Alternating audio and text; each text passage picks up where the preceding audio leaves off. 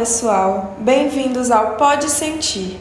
Eu sou Lauanda, estudante de Psicologia, e hoje vamos embarcar em uma jornada pelo universo da sensação. Vamos começar a explorar como nosso corpo, às vezes sem nem perceber, está o tempo todo registrando o mundo à nossa volta. Olá, meu nome é Gabriele, estudante de Psicologia, e vamos embarcar junto nessa jornada dos sentidos humanos. Vamos pensar o seguinte: quando você toca um objeto quente, o que acontece? Seus receptores na pele detectam essa temperatura e enviam essas informações para o seu cérebro, dizendo: isso está quente, isso é a sensação de tato. Ao longo desse episódio, vamos descobrir outras sensações que o nosso corpo é capaz de detectar. O que é interessante é que, enquanto você sente o calor, outros sentidos, como a visão e a audição, podem interagir. Isso acontece porque seus sentidos são interligados o tempo todo.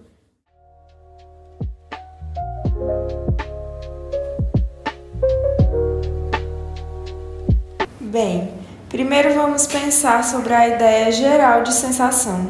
Nós precisamos nos comunicar com o mundo ao nosso redor, certo? E para isso, precisamos saber o que acontece com a realidade que nos rodeia. A capacidade de receber as informações do mundo externo e muitas vezes do nosso mundo interno, nosso corpo, é o que chamamos de sensação. Nela, temos os 5 sentidos básicos: visão, audição, tato, olfato e paladar. E ainda temos 2 sentidos que não são muito discutidos, mas que vamos falar um pouco sobre eles: a propriocepção e a sinestesia. As informações do mundo externo e interno, na linguagem científica, são chamadas de estímulos. A sensação é o processo de receber esses estímulos, transformá-los em impulsos elétricos com a ajuda do nosso sistema nervoso e enviar essas informações ao cérebro, para lá ser interpretado e gerada uma resposta.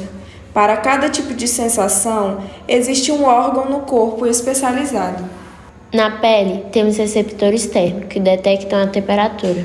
Quando está calor demais ou frio demais, somos capazes de sentir até que ponto isso é agradável para nós, ou se incomoda ao ponto de procurar algo para equilibrar a temperatura. Um banho frio para refrescar ou um pouco de sol após horas em uma sala com ar-condicionado no máximo. Mas isso não é tudo que a pele é capaz de detectar. Há também receptores de pressão que detectam pesos que objetos podem ter sobre áreas da pele. Receptores que captam vibrações e outros que respondem a texturas diferentes, o que nos torna capazes de diferenciar uma almofada macia de um inseto rastejando na nossa pele.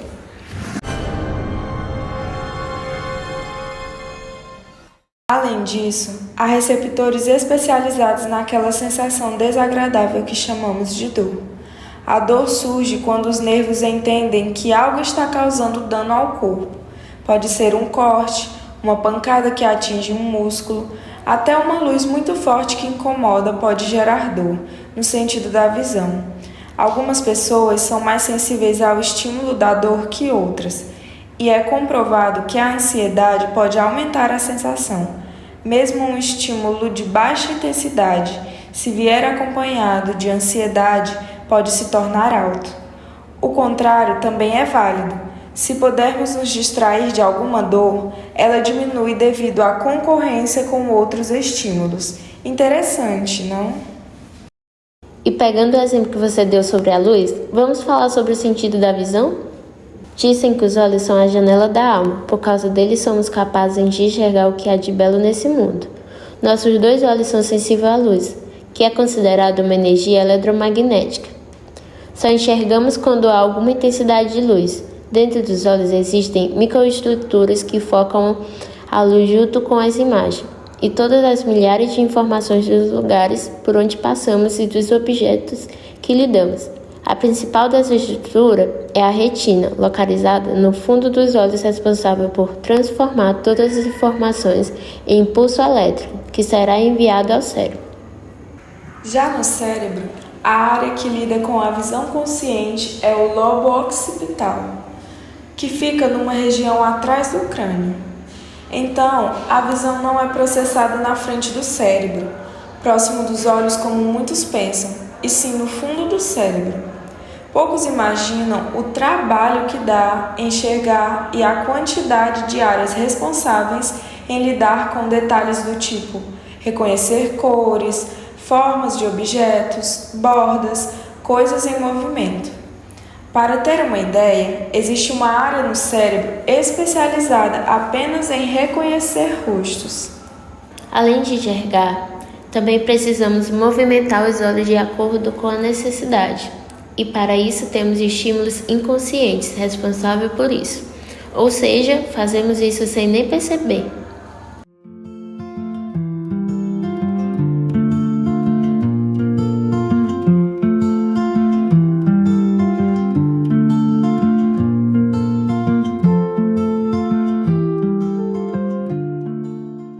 Agora, vamos falar sobre duas sensações muito relacionadas ao prazer e emoções e que se relacionam. De certa forma, uma complementa a outra, o olfato e o paladar. Os seres humanos possuem capacidade de sentir 10 mil cheiros diferentes. Olha quantas possibilidades, hein? E em meio a tantos tipos de odores diferentes, ainda nos sentimos apegados ao cheiro do ex, né?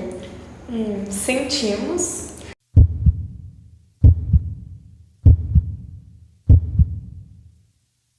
Enfim, o olfato e o paladar oferecem memória afetiva forte. O sentido do olfato é ativado quando substâncias químicas do mundo entram em contato com receptores dentro do nariz.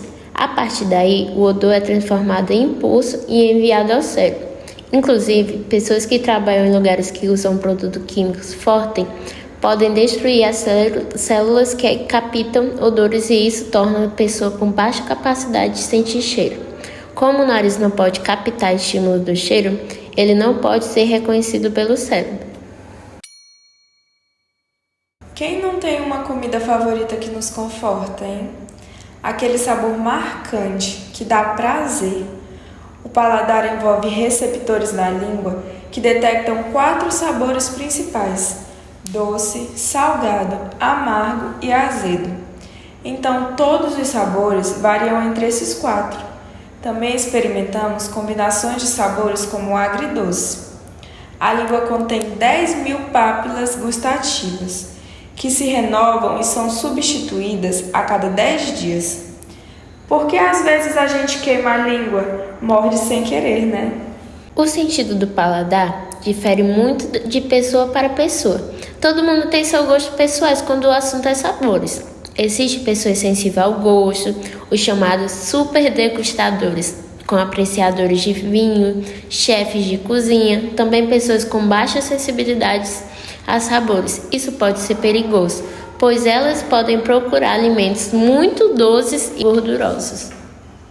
Quanto mais descobrimos sobre os sentidos, mais fascinante se torna o corpo e a mente humana, não é verdade? Mas, por hoje, nosso tempo já acabou. Peraí, acho que esquecemos de uma sensação.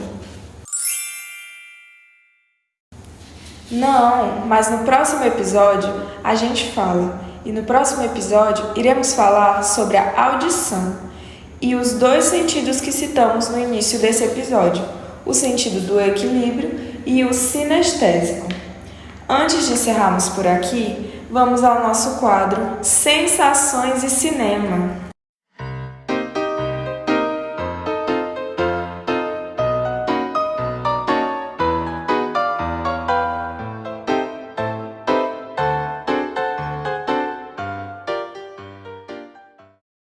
A dica de hoje é o filme Sentidos do Amor, de 2011, protagonizado por Evan Green e Ewan McGregor. A história se passa em um mundo onde as pessoas estão perdendo o sentido. Nisso, uma cientista e um chefe de cozinha iniciam um romance nessa realidade tão conturbada.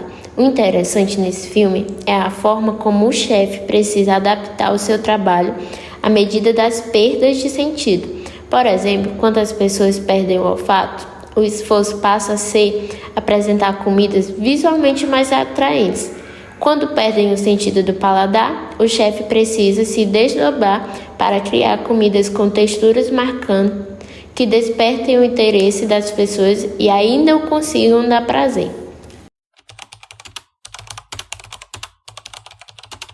Bom, por hoje é isso, pessoal. Esperamos vocês no próximo episódio do nosso Pode Sentir. Até mais! Até mais, galera. Beijinhos.